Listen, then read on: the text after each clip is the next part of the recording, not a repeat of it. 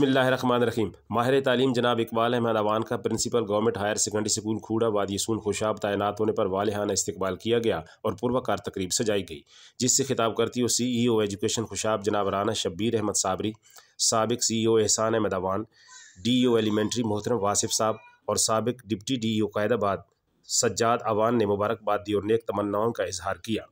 Principal जनाब इकबाल अहमद अवान ने महकमे के अफसरान, असातिज़ा, तलबा और मुअज़्ज़िज़ीन का शुक्रिया अदा करते हुए कहा कि वो स्कूल को ज़िले का मिसाली इदारा बनाएंगे।